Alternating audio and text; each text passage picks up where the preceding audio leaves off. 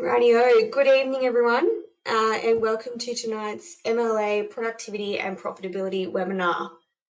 Tonight we are joined by Margaret Jewell of MLA, who will be taking us through the Red Meat Industries Carbon Neutral 2030 program.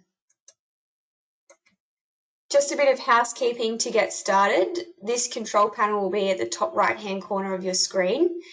The red arrow on the left collapses and reinstates the control panel if you wish to get a better look of your screen this evening. You should be able to hear us, but we cannot hear you. As Margaret goes through the presentation this evening, please type your questions in the box provided. I will relay them to her at the end of the webinar, so please make them as succinct as possible. These webinars are recorded and are available on the MLA website at a later date. Just a bit about our presenter this evening, Margaret Jewell. Margaret is MLA's Carbon Neutral 2030 Manager. She is an agricultural scientist with a PhD in plant genetics and 10 plus years experience in intensive and extensive agriculture. Margaret is committed to ensuring that Australian agriculture can prosper while remaining sustainable and contributing to Australia's greenhouse gas emissions reduction targets. So we're very grateful to have Margaret on this evening. I will make her the presenter and we can get started.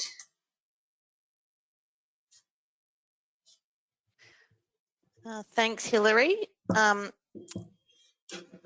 hope you can all see my screen. Can you give me the thumbs up if it's all good, Hilary? Yep, all good on this end. Thanks, Margaret.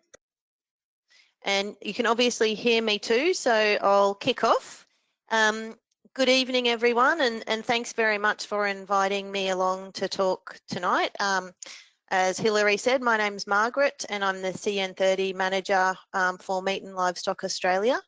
Tonight I just want to talk through what CN30 is all about and give you a bit of an overview of the activities that we've been conducting lately.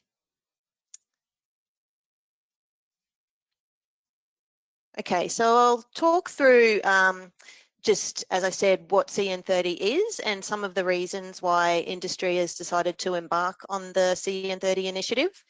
Then I'll talk through some of the key work areas that we're conducting our activities within from MLA's side. And then I'll talk through some of the activities that producers can look to implement now as part of trying to get involved with CN30. So firstly, what is it? Well, CN30 is an aspirational target for the Australian red meat industry to achieve net zero greenhouse gas emissions by 2030. So it's not a mandate, and there's nothing about CN30 that is industry wanting to force producers or other stakeholders to do anything that's going to be to the detriment of their productivity and profitability. It's also a coordinated research, development and adoption effort. So MLA's role is to support investment into research, development and adoption activities, but we definitely need to work collaboratively with all members, all stakeholders that are involved in the red meat industry, and that includes governments, research organisations and of course our producer and processor stakeholders as well. Progress towards CN30 is measured and reported by the National Greenhouse Gas Inventory, and that's kept at arm's length to MLA and industry. And when we're talking about the greenhouse gases that are associated with red meat, we are concerned with carbon dioxide and nitrous oxide, but the main area of focus for us is on methane, and that's enteric methane that's emitted by the livestock themselves.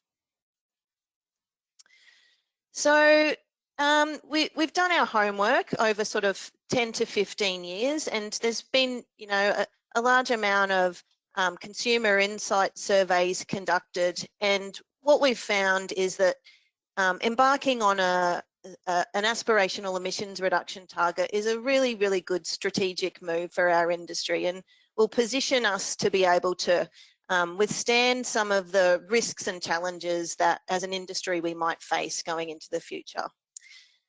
So firstly, we think that by having the CN30 target, we will be able to maintain consumer and community support for our industry. We also think that the target will enable us to maintain market access. So being able to demonstrate environmental stewardship credentials is becoming an increasingly important point of difference in the global protein market. We also want to maintain access to capital. So we're already seeing that some of the big banks are asking for evidence of environmental stewardship credentials, and specifically emissions reports in return for access to capital. And we're also seeing banks offering discounts on loans for people that can demonstrate that they are taking action towards their environmental sustainability.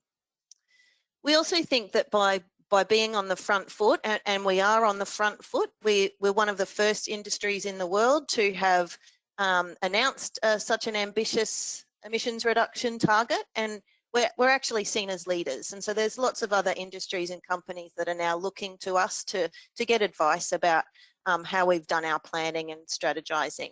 And we think that through taking this action, that it's going to limit the need for governments and regulators to come along and force our industry to make action before we might be ready to. And most importantly, we want to make sure that we can continue to produce a really high quality product in the face of what are going to be some challenging environmental and climatic situations in the future, and we're already seeing evidence of that now. So as I said earlier, there's nothing about CN30 that is wanting to force our stakeholders to do anything that's going to be to the detriment of their productivity. And we really are focused on looking at win-wins. So looking at technologies that can not only have an environmental or a carbon benefit, but that can have other benefits for our industry as well. And first and foremost, CN30 has been called out as a success indicator in the red meat industry strategic plan, so Red Meat 2030.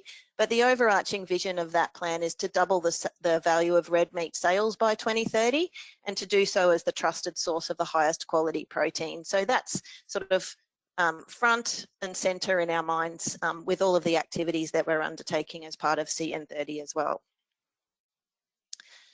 We've already made some significant progress towards the CN30 target. So we have selected a baseline year of 2005 that we compare our performance now with, and that's because it aligns with the Kyoto Protocol. And so the CSIRO did an analysis of the emissions that were attributed to our industry in 2005, and each year they do an annual assessment of our emissions for that year and compare them with 2005.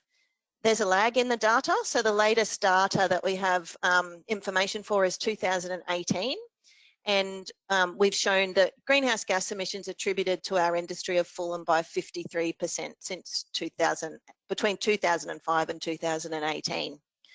Now, the CN30 target was only announced in 2017, so most of that reduction is attributed to changed vegetation management laws mainly in Queensland.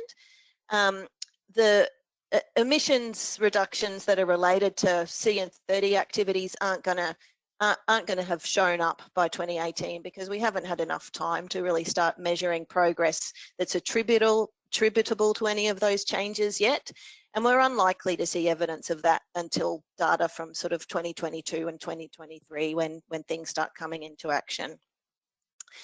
It's also really important to note that red meat producers are custodians of a huge amount of Australia's landmass, and that means that we're really uniquely positioned to be able to store carbon in the landscape, and from doing this offset offset the emissions that are attributed to our industry. So we don't want to rely on having to purchase offsets from outside of our industry, because we think that we've got huge opportunity to be able to generate those offsets ourselves. So through last year, we had a big focus on developing our CN30 roadmap. It's a great document. It's available online, and it covers off on what CN30 is, what the roles and responsibilities for the various stakeholders involved in the industry are, and it also outlines these 4 key work areas that provide a framework for the activities that we're conducting as part of MLA. So the first is industry leadership, and I will go through each of these in separate slides after this one.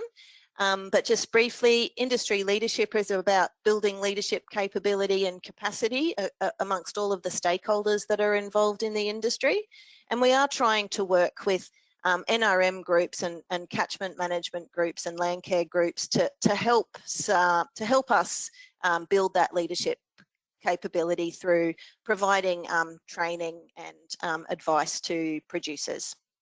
We've also got our core R&D work areas. So the first one is greenhouse gas emissions avoidance. And this is all about investing in technologies that will enable us to reduce the emissions that are attributed to our industry. And we're working across grazing properties, feedlots and processing facilities in that area. We've also got our carbon storage work area, which is about storing carbon in above and below ground biomass, and what sorts of practices are going to enable us to increase the amount of carbon that we can store. And then the last work area is integrated management systems. And you'll hear me mention that it's closely linked with industry leadership. Now, all of the work areas are closely linked, but there are some sort of strong linkages between integrated management systems and industry leadership, just because some of the work that we're conducting in the integrated management systems area is what we need to build capacity for producers in. So there's sort of 2 components to the IMS work area. The first is about sort of taking the outputs from the other work areas and developing packages of adoption-ready recommended practices that producers can adopt across whole farms in ways that not only have a carbon benefit, but have some of those multiple benefits as well, that include demonstrated environmental stewardship, increased profitability and increased animal productivity. But it's also concerned with working with organisations and the government to ensure that we're supporting the development of frameworks that are going to enable producers and stakeholders that are implementing new activities to be remunerated for doing so. Okay, so for the first work area, as I said, this is really about building leadership capability and capacity. And what we're trying to do in this area in MLA is making sure that we're embedding adoption pathways and adoption activities into all of the investments into R&D that we're making. We're not only doing this in CN30 work, we're doing this across all of our programs as well. So we're trying to do the same thing in NB2 and also the LPP. As part of some of the work that we're conducting in CN30, we're developing a carbon edge workshop package. So you might be aware of our edge packages at MLA, but they sort of 2 to 3 day workshops with sort of 10-ish modules in each. And the aim of this will be to train people up in carbon accounting, and then as well as that, the actual practice changes that are going to be applicable in different environments for trying to pursue CN30. Okay, so on to the emissions avoidance work area. As I said, we're working across feedlots and processing and grazing in this area.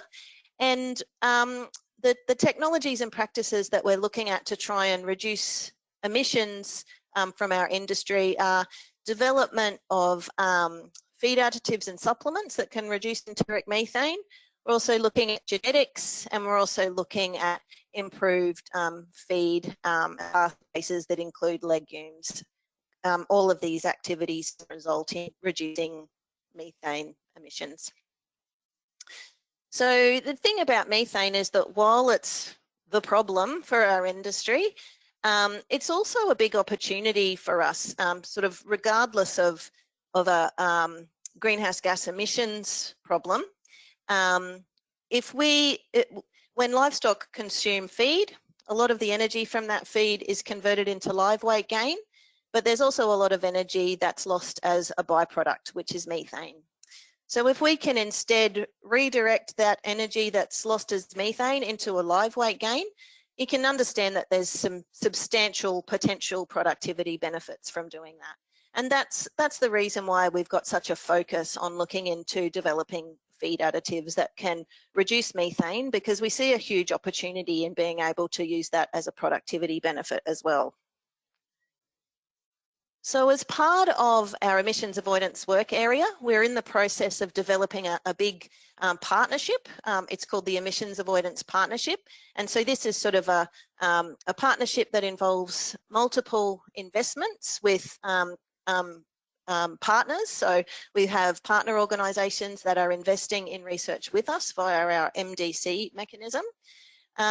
It's in the very early stages, the development of the Emissions Avoidance Partnership, and we've contracted 2 projects to date, and we're really in the thick of looking through some remaining proposals to build out that partnership right at the moment. So it will sort of be up and running within the first half of next year. One of the projects that we're already contracted is looking at an additive called 3-NOP. We did a feedlot trial that was completed earlier in the year that found that 3-NOP could reduce methane emissions by up to 90%.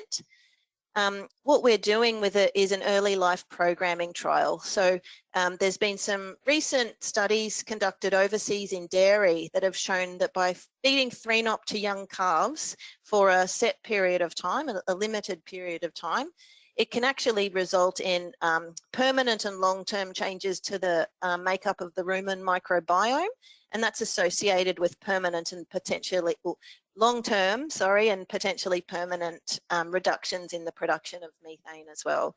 So we're doing some work with the CSIRO to investigate if this is a feasible technique for us to be able to achieve substantial emissions reductions from the grazing herd in Northern Australia. You would have all heard about Asparagopsis as well. We're conducting some further work on Asparagopsis as part of the Emissions Avoidance Partnership, though we haven't contracted anything yet. What we're wanting to do as a priority is to conduct some remaining due diligence studies, but also to really nut out whether Asparagopsis is going to be a feasible technology for grazing animals as well as feedlots. We've got some big investments into genetics, and we're aiming to develop ASBVs and EBVs to enable producers to select for animals that naturally produce low methane, and we'll be incorporating those ASBVs and EBVs into existing selection indices. And then, as I said, we're also continuing to investigate legumes, in particular Leucaena and Desmanthus for the north, but we're investigating some southern legumes as well as multi-species pastures, and mainly to determine what the methane mitigation potential of those is, and also to try and garner more widespread adoption. Okay, so on the other side of the carbon balance equation, we have our carbon storage work area. Similarly to the emissions avoidance work area, we are developing a partnership. In fact, we have developed a partnership, and it is called the Carbon Storage Partnership. The main difference is that this partnership is already up and running. So we've fairly recently completed contracting of all of the investments that are involved in this partnership. It's in the very early stages, but we should start to see some data coming out of some of these investments towards the middle of next year. We're doing a fair bit of work on soil carbon in the carbon storage partnership. We're using a technology called flux towers that I'm not going to go into the details of how flux towers work, but very basically, they are basically a remote sensing technology that might enable us to detect the levels of soil carbon without having to do invasive soil sampling and analysis. So we're doing a few things through use of the flux towers. The first is that we're trying to reduce the cost of soil carbon measurement in line with what the government are trying to achieve. We're also developing a soil carbon data management platform. This will enable producers to manage soil carbon projects, but more importantly, to be able to predict how much soil carbon they might be able to build in response to various grazing management practice changes.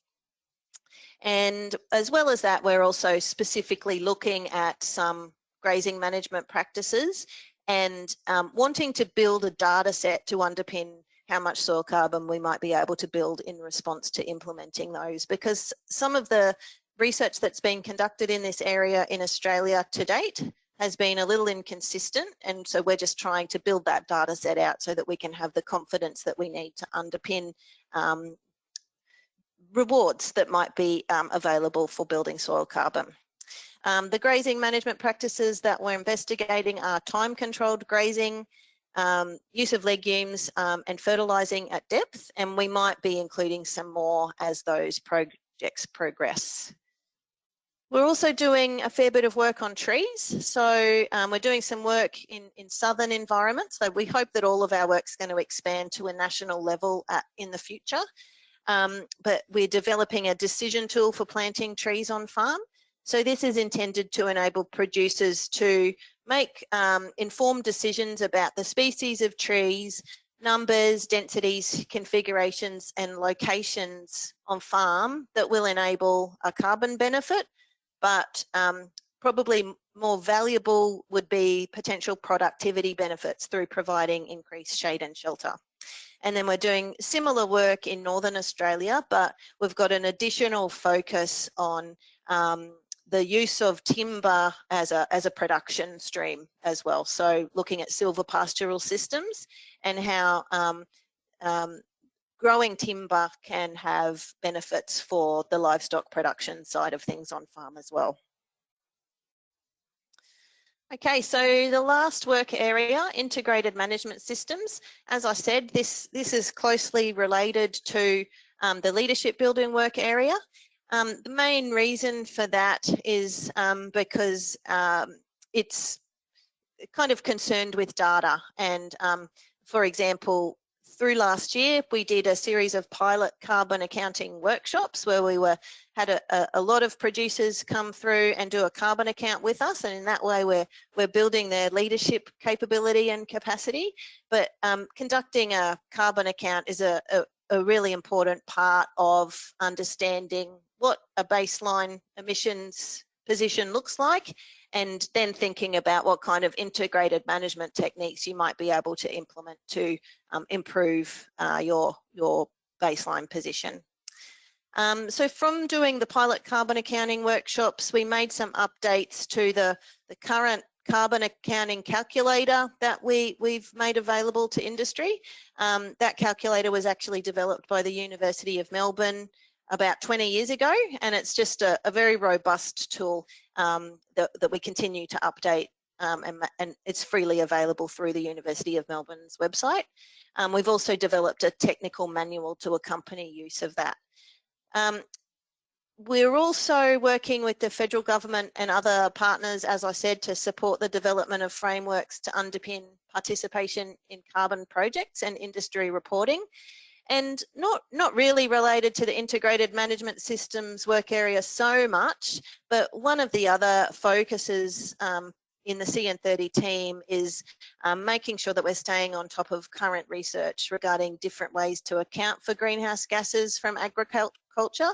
And we might be bringing in the use of some other metrics so that we can make sure we're telling a really transparent story about our industry's impact on the environment. So this is just an example carbon balance or carbon account. They're pretty much the same thing.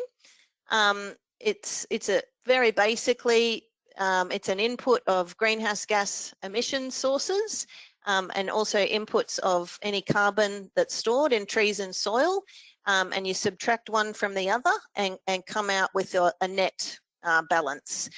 In this particular example, this producer is a net sequesterer of carbon, and there might be opportunities for that producer to do something with that excess carbon, whether that be sell it via the Australian Emissions Reduction Fund or Climate Solutions Fund, or whether there might be other opportunities through a supply chain that might have a carbon neutral brand. While I say that this is basic, it actually is quite complicated. It's definitely a skill set that needs to be acquired. And in the same way that you might need a lawyer to give legal advice, we're advising producers that they might need to talk to an advisor or a consultant to get a hand with doing a carbon account, because it's a skill set that the average person doesn't generally possess. So we have provided the pilot workshops. Landcare have continued to provide workshops through last year, and we're hoping to build networks that will be able to continue to provide that sort of training into the future as well. So we've already seen some early movers, some companies that have come out with some carbon neutral brands.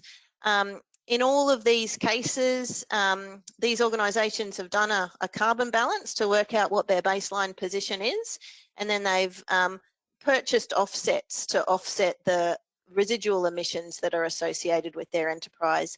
And that's a perfectly acceptable way to get a carbon neutral brand, and it's great to see these early adopters doing so. In all these cases, though, it's part of a longer term plan, and they see the need to purchase offsets as an interim stepping stone to enable them to get a carbon neutral brand, but they're planning to implement various activities so that they can reduce their reliance on having to purchase offsets over time and hopefully be able to get to a net zero position within their own production systems. So this is just a bit of a more detailed example of some of the planning that one of our producers has done. So they've done their baseline assessment and determined what their residual emissions are. And over time, they're looking at adopting the use of legumes, herd management activities, building soil carbon, adopting some of these additives, including 3-Not and Asparagopsis, and looking at some vegetation projects so that over time they can reduce their reliance on having to purchase offsets and become carbon neutral within their own system. And that's really what we're trying to see as an industry. This doesn't mean that every single enterprise needs to be carbon neutral within their own right, but we really do think that our industry are able to offset all of the emissions related to our industry within land that's used for the production of red meat. Okay, so these are just some insights, and I'm not going to go into this slide in too much detail, but we have done a little bit of market research, and something that's of interest that we've found is that 1 in 4 consumers would be willing to pay 15% more for a carbon neutral red meat option. Okay, so this slide just gives 6 steps to a carbon neutral position. There used to be 5 steps on this slide, but I added the first one. It's really important to understand why you want to embark on a carbon neutral journey, because it will determine what steps you take to enable you to get there. I also would caveat that these steps aren't necessarily in chronological order. Although one of the first steps that you need to conduct is to establish that baseline.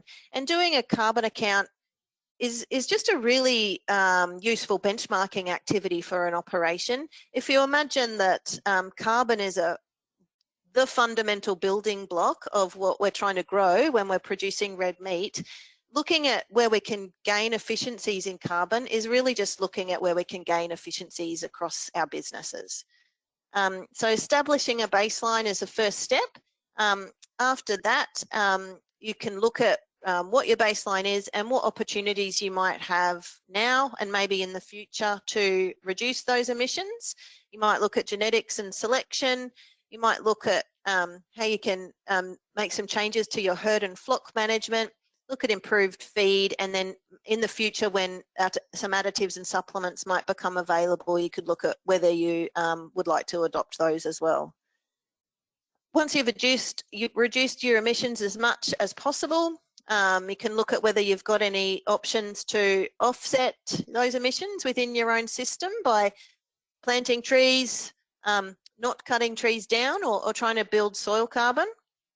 And then along this pathway, it's really important to make sure you're measuring, collecting lots of data, and reporting in a way that aligns with what your end goal is going to be. And then as well, we think it's important to seek advice from farm advisors and carbon project developers who really have the skills to help people walk through this process. Okay, so I just wanted to draw your attention to the next few slides. I've got a list of 10 things producers can do today, and I'm not going to go through those, but these slides, I will send them to Hilary so that they can be made available to people after the presentation. And there's lots of useful links that you can look at that are built into these 10 things that producers can do. I've also got a list of tools and resources at the end of the presentation that you can look at. And I also just wanted to touch on the fact that CN30 isn't the only initiative that MLA are supporting in terms of the red meat industry's sustainability story. We've got our Australian beef sustainability framework that we've been doing for a few years, and we've just done the annual update for 2021 back in April or May. And we've also just released the very first sheep sustainability framework this year as well. And so these frameworks are being really useful for producers in looking at what improvements our industry are making in terms of some of the indicators that they've selected to tell the story about our sustainability, and look at how we're improving as industries over time. And they're also really important for maintaining our market access and all of those other drivers as well.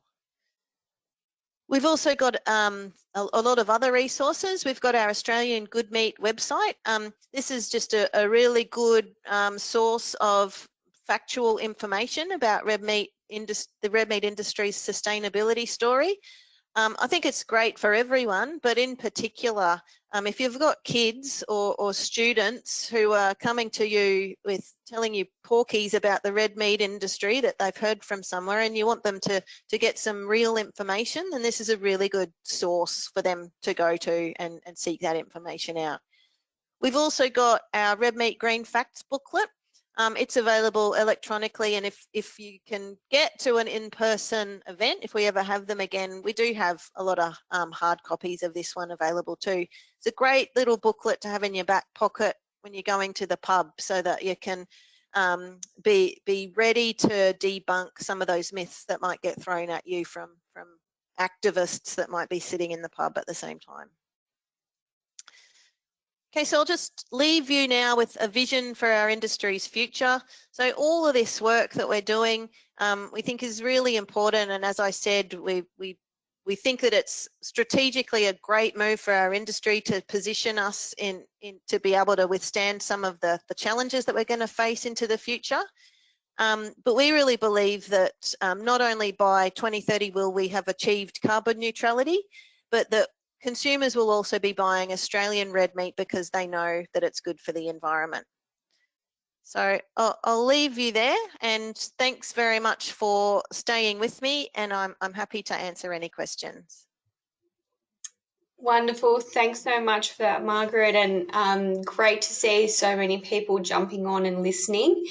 A great overview of the program so far, and it certainly sounds like there's much more to come out of it as we move into, I guess, this new era, possibly. Just before I get to the questions, if you do have to leave early, please take the time to do the survey that will pop up as you exit the webinar. It takes 2 to 3 minutes, and it just is feedback for MLA, the facilitators, myself and the presenters such as Margaret to make sure the topics are relevant to you as producers. So we'll get started with the questions this evening. The first one is Margaret, if you're right, carbon emitted by ruminants is not new to the atmosphere. It's part of a cycle which uses CO2 to make grass. Why then is it treated in the same way as carbon from fossil fuel, which is new to the atmosphere? Shouldn't we be netting methane emissions against sequestration by photosynthesis? Thanks for that. That's a great question and a long one, and I don't have a great memory, so I'll start with the first part of the question first. Yes, you're right. Methane emitted by cattle is part of a biogenic, I shouldn't say just cattle. I meant to say livestock. I'm not forgetting the sheepy people too.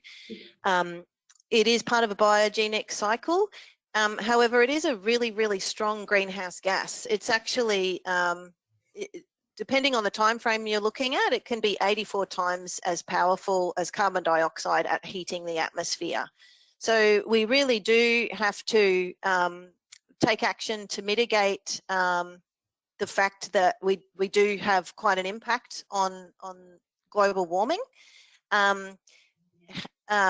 However, there are differences, and I'm not going to go into the science around some of the other metrics that we use to we're looking at to account for those different behaviours of greenhouse gases, because frankly I'm not good at explaining those kind of technical things. But what we're looking to do as an industry is to keep our carbon neutral target, because we still believe that it's really important strategic move for our industry, but we're also likely to in the near future look at including a climate neutral target that considers the different behaviours of methane, so that we can determine, have a target for when we achieve a level of methane that's actually not causing increased global warming. That's likely to be achievable prior to 2030 as an interim target to the CN30 target. I think I'll leave it there, and if you wanted to just remind me of the remainder of the question, Hilary. Yeah, so the remainder is, shouldn't we be netting methane emissions against sequestration by photosynthesis? Yeah, I'm not really sure that I understand what we're getting at with that question, but if I can just reiterate that yes, that the gases do behave differently. Methane is a very, very strong greenhouse gas. We are continuing to cause global temperature rises at the moment as an industry, and that's because the emissions from our industry are trending in the upwards direction, and in particular we do want to grow the size of the herd and the flock, which means it's really important that we continue to focus on developing some of these emissions reduction or methane mitigating technologies, so that we can continue to be really productive while continuing to reduce our impacts on the environment. Great, thank you. Thank you for the question. The next one, Margaret, does MLA recognise that methane is recycling if livestock numbers are static? It shouldn't affect global warming. Yes, I think I think I've sort of answered that in my previous question. Yes, we do. We really have been on the front foot with this concept, and we've done some work recently with the CSIRO to look at a range of different metrics that look at the different behaviour of methane. And as I said, if our herd and flock numbers are stable and are decreasing, then yes, potentially we're not causing additional heating of the atmosphere. But if we want to continue to grow in terms of productivity, and we've got an overarching vision to double the value of red meat sales by 2030, then we need to keep our eye really on the ball with reducing the emissions that are associated with our industry. Great, thank you. The next one, how do you account for all the carbon that's released when on-farm trees are burnt in bushfires, potentially years of carbon emissions released in a single event? Well, so the way that progress towards CN30 is measured, as I said early in the presentation, is through the National Greenhouse Gas Inventory. And so they get data from the Australian Bureau of Statistics and ABARES, and they use remote sensing and satellite technology to measure vegetation. And that's how they calculate carbon that's stored in the landscape. So if there's changes in the vegetation that's picked up by satellite, then that is reflected in the National Greenhouse Gas Inventory, which is where we get our data from to do our annual assessments. Great, thank you. You might have just answered this question as well, but does existing native bushland count towards your carbon credits? I don't think I'm going to be able to answer this one definitively.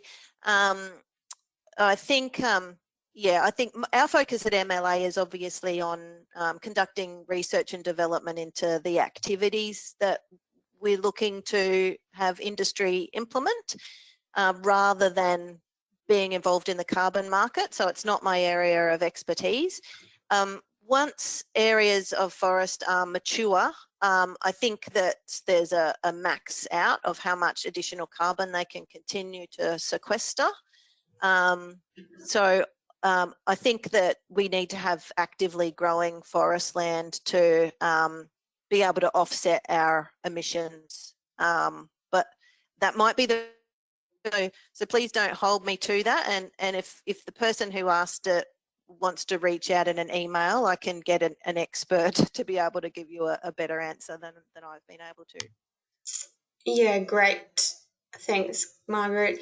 When will some of the research programs like the seaweed program be available for the everyday farmer, or are they still embedded in a research phase?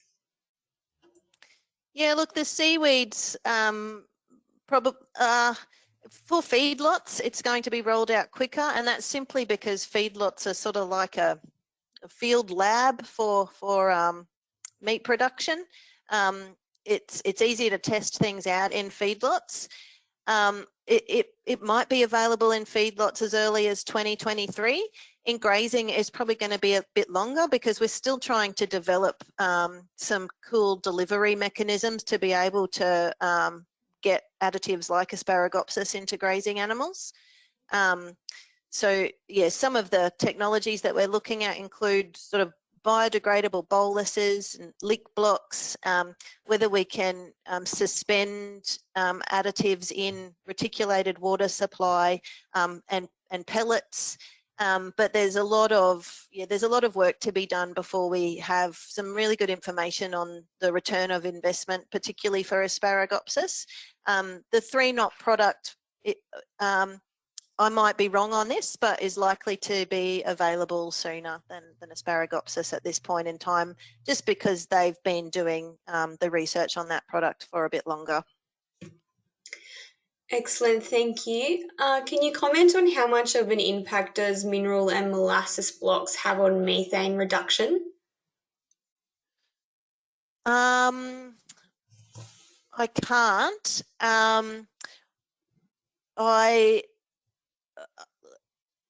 Yeah, I'm going to say that, and again, apologies, I might have this one slightly inaccurate, and all of these figures are ballpark, so please don't write them down and quote me on them. So we've got the feed additives like Asparagopsis and 3-knot that are sort of showing reductions in methane around sort of the, it's pretty variable, but around sort of the 70 to 90% mark. I think when you're thinking of Leucaena and Desmanthus, some of those legumes, we're looking at around 30 to 50% reduction. Then when we're looking at some of those other additives, it's a fair bit lower. So I think it would probably be around sort of a 5% or even less that it's reducing methane. So, and that's why they're not sort of been widely used. Again, it's also important to note that the sort of the additives like Asparagopsis and 3-Not, because they can reduce methane by such a substantial amount, it can lead to sort of absolute reductions in methane across herds and flocks.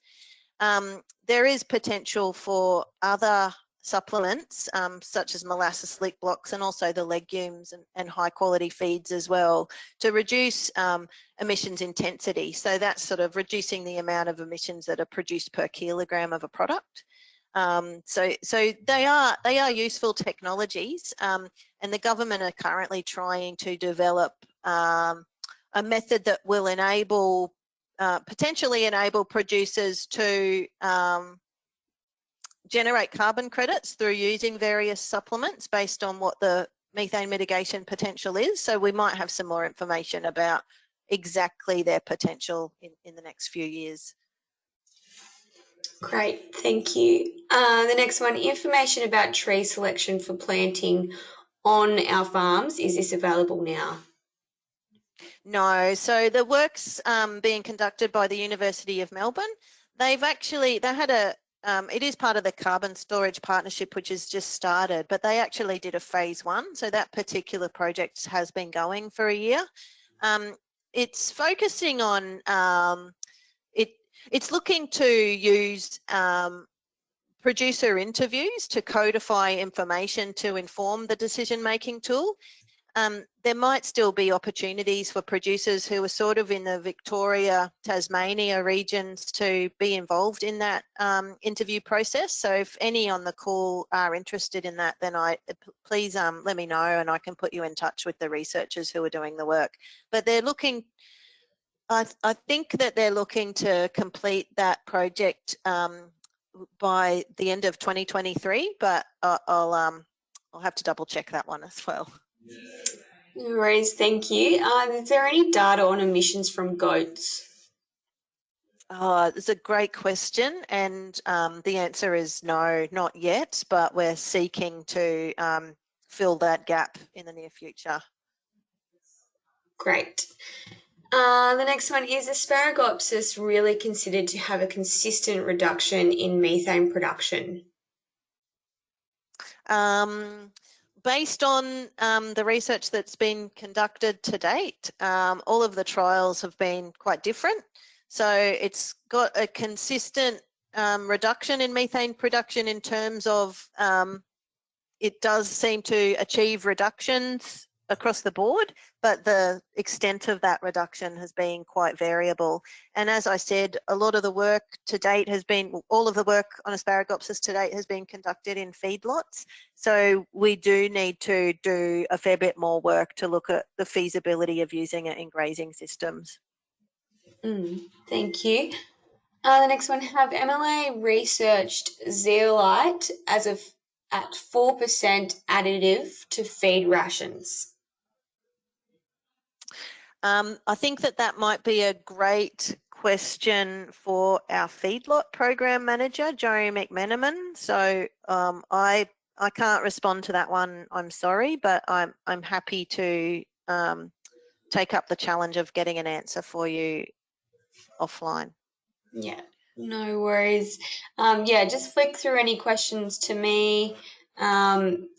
Or I'm not sure if Margaret showed her details, but if you do send them to me, I'll be able to forward them to Margaret for sure. And I'll have those slides as well, as she mentioned. The last question, unless another one comes through, grass absorbs carbon to make carbohydrates. Shouldn't this carbon be netted against emissions by ruminants? Yeah, that's a good question too. And the reason that it's not is just because it's so transient. So the carbon that's in pastures is really there for a little while, and then it's eaten. And so it's not counted as a sort of permanent storage of carbon. When even in soils, when we're looking at soil carbon, we're looking at those ones, the portion of soil carbon that's really stable and quite permanent and doesn't fluctuate seasonally.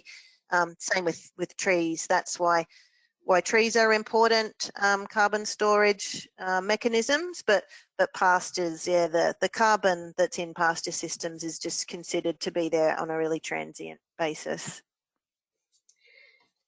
Excellent. Thanks so much for joining us this evening, everyone, and thank you for those questions.